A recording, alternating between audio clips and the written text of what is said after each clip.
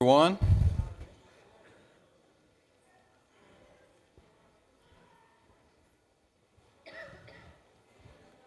As everybody's making their way in, we will get started.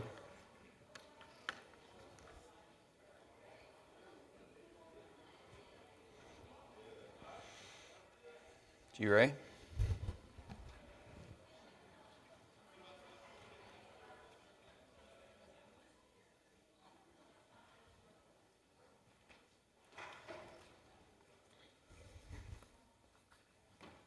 Good morning.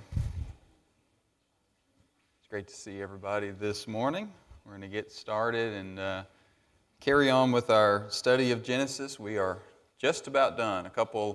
Few more classes here. I think this one plus two more should conclude our study through the first, we said 12 chapters, I think, but it may end up being closer to 10, somewhere along those lines. But we appreciate, I know I speak for Mark as well, we appreciate your attention in this class, and the feedback that we get after class has been very, very helpful. And certainly this is my first time teaching in this setting through a whole quarter, and I really appreciate all the encouragement you guys have shared with me as well. This morning we are finishing up talking about the flood.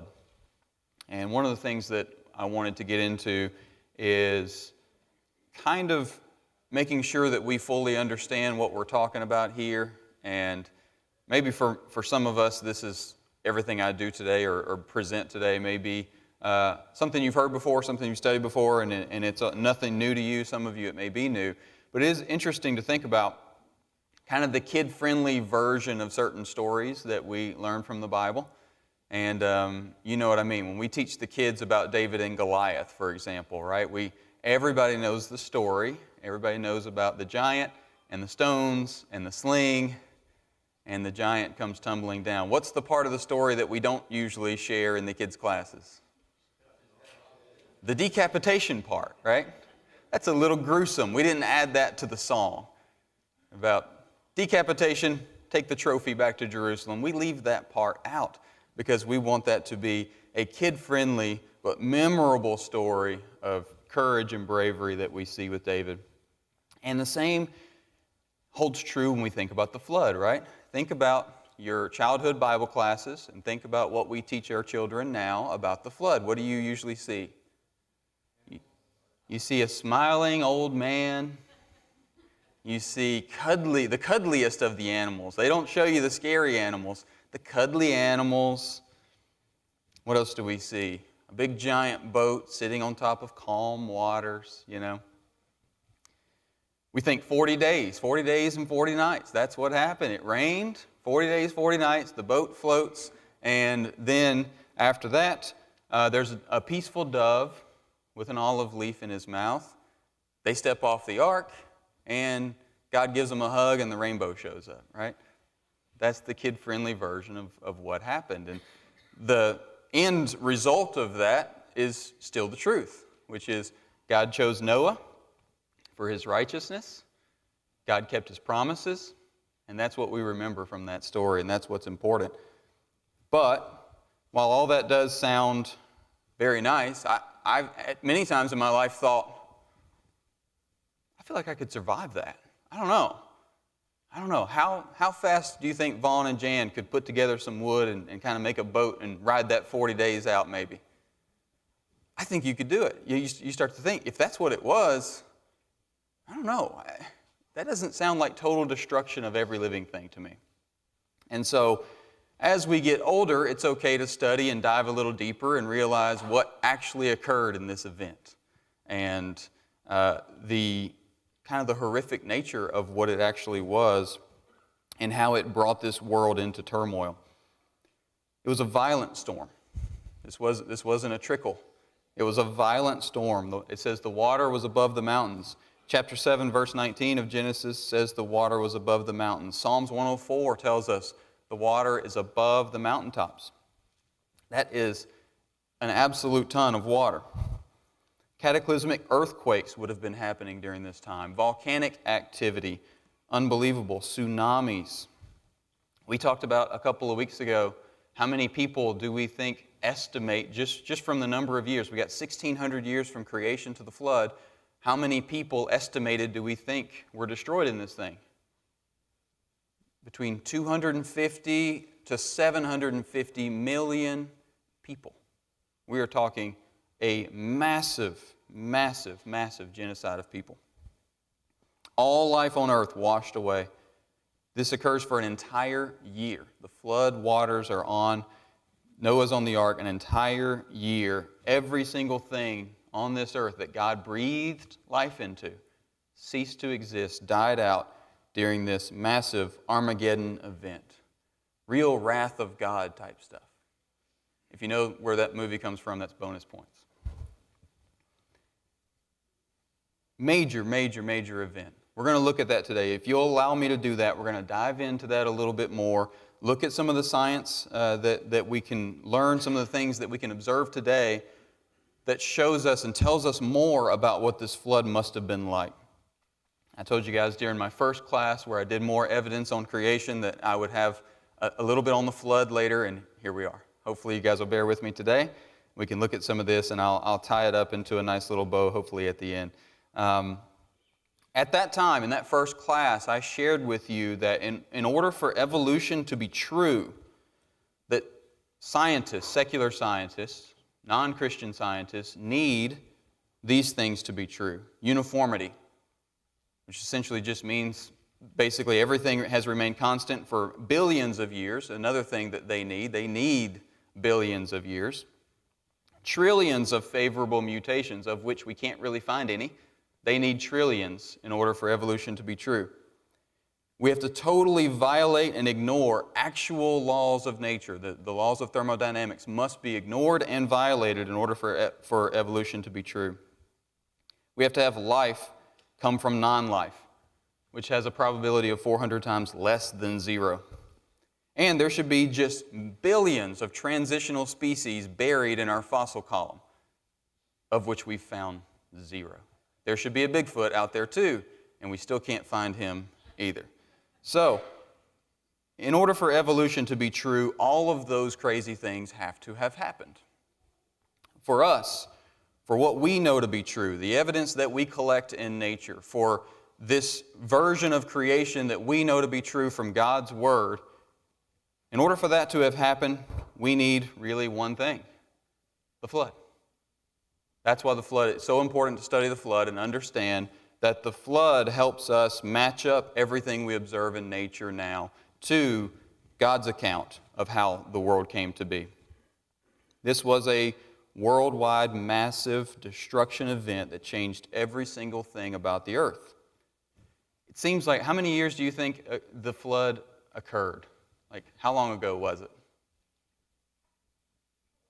Your mind may immediately go to some crazy number of years. It's only 4,400 years ago, essentially, roughly, right? Estimated. 4,400 years ago. Everything that we know, everything we observe around us, everything we've ever known from recorded history from Noah to us, 4,400 years ago. And as the flood subsided, Noah and his family and the animals got off the giant vessel and began to repopulate the earth 4,400 years ago to today. So, how do we explain? When we observe in nature the fossil columns, how do we explain that? The flood.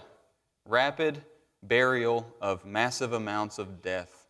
That's how we explain that. How do we explain the mountains and the canyons and all these beautiful things that we travel to go and visit and ooh and ah at? How do we explain all of that stuff? Well, it either comes down to one of two things: billions of years of uniformity, or one major cataclysmic event that caused all of it. And that's what we're going to look at today. Peter actually describes two incredible supernatural events that occurred by God simply speaking those things. In 2 Peter chapter 3, verses 3 through 7 says, "Knowing this, first of all, that scoffers will come in the last day with scoffing, following their own sinful desires. They will say, 'Where is the promise of his coming?' For ever since the fathers fell asleep, all things are continuing as they were from the beginning of creation.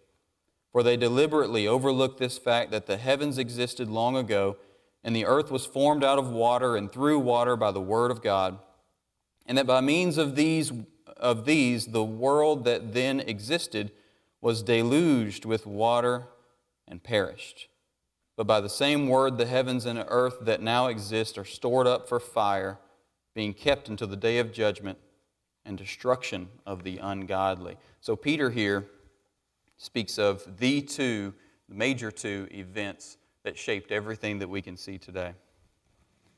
So if we can take a deep dive into the flood, I do have some slides and pictures that we'll take a look at. So creation scientists describe the flood really in three phases. So over the course of a year, we have three main phases that we have to look at. How do we know it was a year? The Bible says it was the second month of Noah's 600th year, and as he got off the ark in the second month of his 601st year. So 1 year of time, and we're looking at the three phases of the flood. And the first one's going to be splitting of the supercontinent. Who knows what the supercontinent was called? Pangea, however you say it, Pangea. So we don't know for sure that that's how things were, that it was one big, massive continent, but there's plenty of evidence to support that, and that evidence actually goes really well with these three phases of the flood that we're going to look at. Most of this through the eyes of creation scientists, creation geologists who study this stuff. Most everything they talk about is way above my level of understanding, but I tried to read it and condense it to some easy stuff for you guys. The second phase of it is going to be the uplift of the ocean basins and sediment deposition, and that's a mouthful. And then the third is going to be continental uplift and torrential drainage. So let's start with that first one, the splitting of the supercontinent. And so we have to imagine just seismic activity like nothing like we've ever seen before. If you understand how plates work, they've identified where certain plates of the land was and where those plates have broken up and separated. And you can see evidence. Not only do all the land masses actually fit together if you use a puzzle and fit them together, but you find things that exist on this coast and that coast that look like at one point they were matched together, okay? And so we're talking about seismic tectonic activity, which is also called earthquakes. As the plates began to separate, magma would have erupted from the deep along those rift lines, filling in those gaps. And today, actually, what they find is volcanic rock, which is called basalt, or however you say that. Volcanic rock is actually what makes up the vast majority of the crust of the ocean. So you can see basically separation of land masses, magma, and other types of volcanic rock coming in, filling in those gaps, and creating a slow separating factor in the land.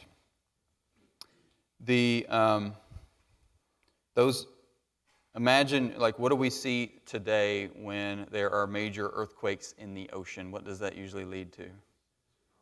Tsunamis. Very, very terrifying. Does everybody remember the one from 2011 in Japan? Unbelievable forces of power. There was another one in Sri Lanka.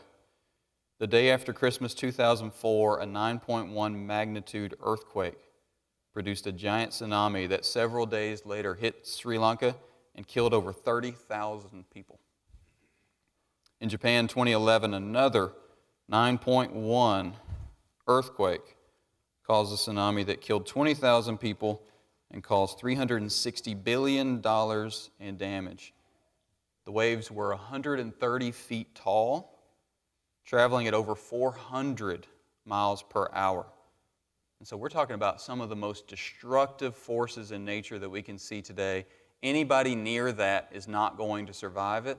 This must have been happening during this first phase of the flood. Very violent storms. So even if people had been able to fashion a boat really, really quickly and get out on the water, they would not have been able to survive what we're talking about here in the first phase of the flood. Massive amounts of damage. The other thing that we would see here is volcanoes as well. Genesis 7 and verse 11 says that all the fountains of the great deep burst forth. And there are, I saw somewhere between 4,000 and 5,000 volcanoes on Earth today, and about 1,900 of those are actually active.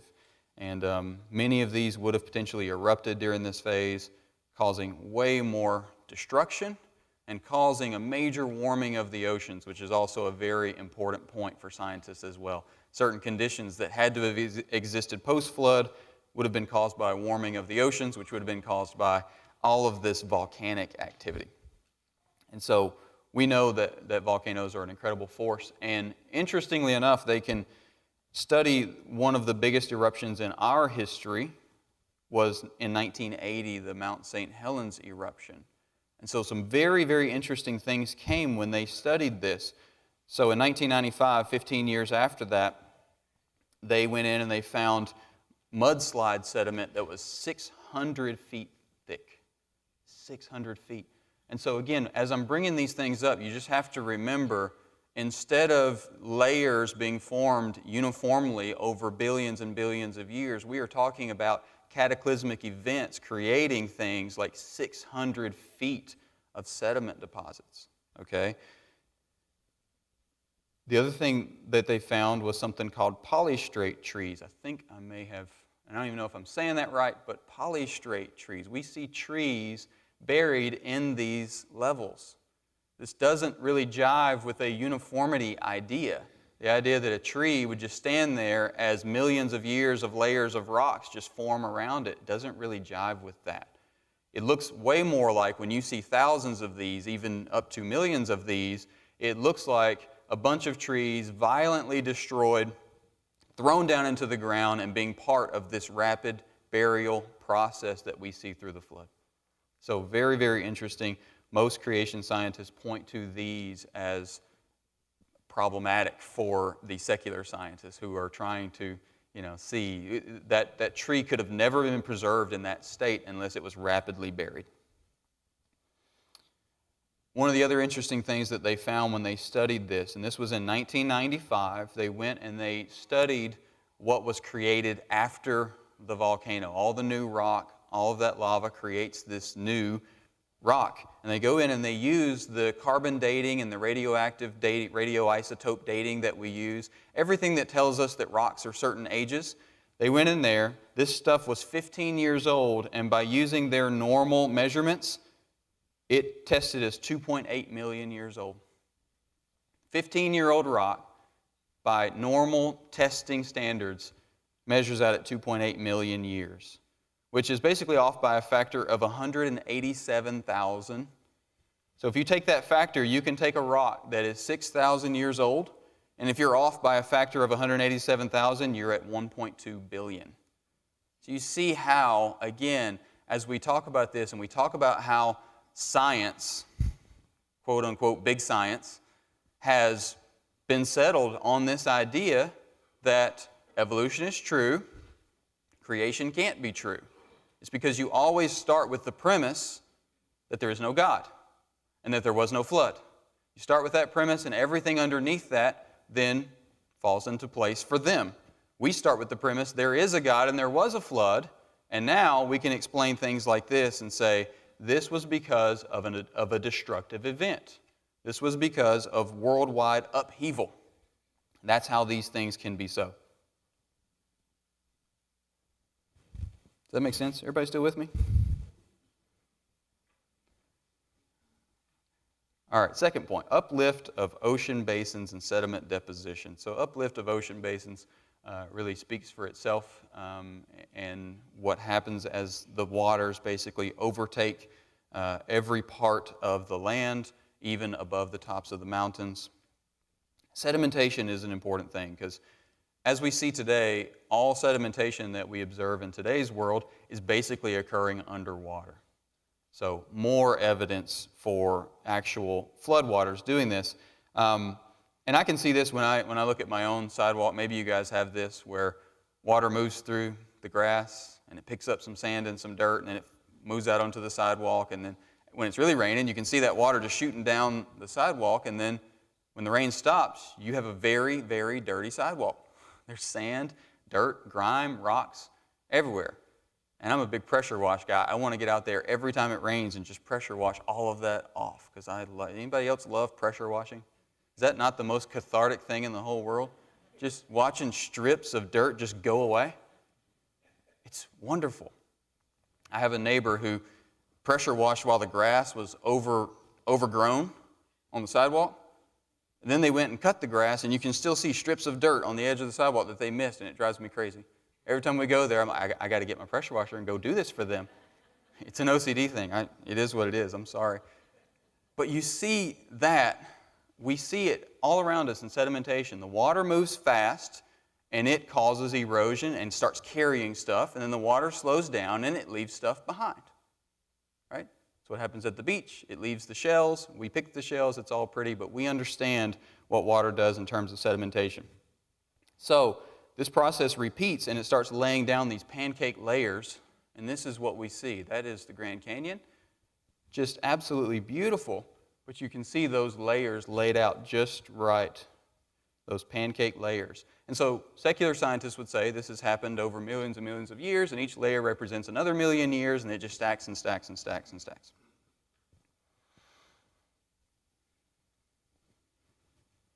The other thing about this particular phase that's very interesting is coal and oil. That's another thing that secular scientists will tend to look at, is coal and oil formation, our natural resources that we have. And uniformity would say that that was formed by heat and pressure of organic matter buried over millions and millions of years. But the evidence more supports an absolute rapid formation of coal and oil from basically taking all these forests, uprooting them, destroying them, and burying them under a lot of heat right away. It would have been absolutely rapidly created from that. All right. Now, getting into the third phase of the flood actually leads us into our chapter that we're studying today, which is Genesis chapter 8. That was a really long intro, wasn't it? But getting us to Genesis chapter 8, verses 1 through 5. But God remembered Noah and all the beasts and all the livestock that were with him in the ark. And God made a wind blow over the earth, and the waters subsided. The fountains of the deep and the windows of the heavens were closed. The rain from the heavens was restrained, and the waters receded from the earth continually. At the end of 150 days, the waters had abated. And in the 7th month, on the 17th day of the month, the ark came to rest on the mountains of Ararat. And the water continued to abate until the 10th month. In the 10th month, on the 1st day of the month, the tops of the mountains were seen. So now we're starting to see the receding of the waters, and I think it's important that first verse, God remembered Noah. Did God forget about Noah?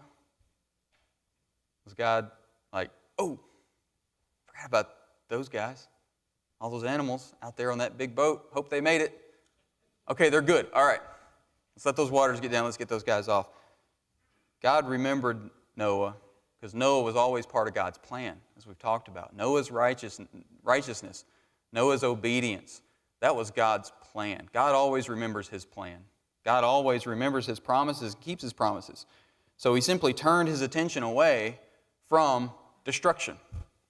He turned His attention away from His wrath, the destruction, the punishment of sin, dealing with sin, back towards His chosen remnant, Noah and Noah's family. And so this brings up the third phase of the flood, which is continental uplift and torrential drainage. Okay? What's the easiest way to get rid of water? Raise up the land. We were at a baseball game yesterday, and the other team's dugout, the thing that catches the water on top of a building. Whatever that is, my brain won't tell me what it is. Somebody tell me what it is. What are the things we have to clean out all the time? Gutters. So, the gutter was broken. And the gutter was just dropping water right in front of where the kids came out of the dugout, and there was a giant puddle of water. At some point, somebody decided to do the really simple thing. What's the simple thing to do? Fill it up with dirt. Go get a bunch of land and pour it in there and fill it up, and it dries up the water. And certainly in this case, being able to drain water back, we're going to have to uplift lands. So whether God did that or whether the earth did that through its natural upheaval and all the volcanic destruction and other things we've already talked about, we don't know. That's in God's hands. But the uplifting is evident because you will see things like this. Isn't that cool? Bending, folding, stratified layers of sediment. If you've ever disregard the ghost in the bottom center of that, the picture is of this really cool folding rock. Now listen, if those rocks had been there millions of years and were brittle, have you ever tried to bend something that's old and brittle? What does it do? Does it bend or does it break? It cracks, it breaks. There's no cracking, there's no breaking. This must have happened while it was still soft, while it was still pliable, while it was still warm. Okay? This is pretty amazing stuff. Listen, if you've ever driven from Athens, Alabama to Nashville on I-65, this is your view the whole time. You're just winding in and out. I'm getting car sick as we go, and this is what you're seeing on the sides of the roads. I came to Florida and started traveling I-75, and what is all this? You can see a million miles that way and a million miles that way. We drove in between mountains, seemingly, to get from Athens to Nashville, and then eventually to the great state of southern Kentucky. But this is what you see. This is really, really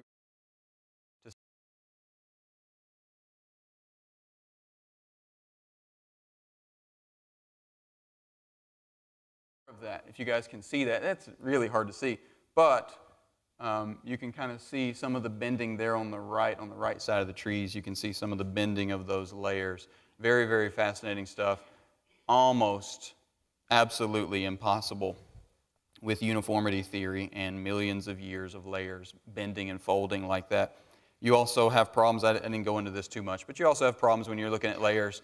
You'll find something that you say is 150 million years, and then something that's 350 million years, and then occasionally they'll invert. And you'll see this layer is above, the Jurassic layer is above the Cretaceous area or any of that. I haven't memorized them because I don't believe in any of it. But it is interesting to see it's impossible for those to be inverted, for those to be flipped. And again, what do you think secular scientists do with those outliers? Throw them outliers, right? They are outliers. They don't count. That is not science. That's nonsense. Forget it. Trust the science. Okay.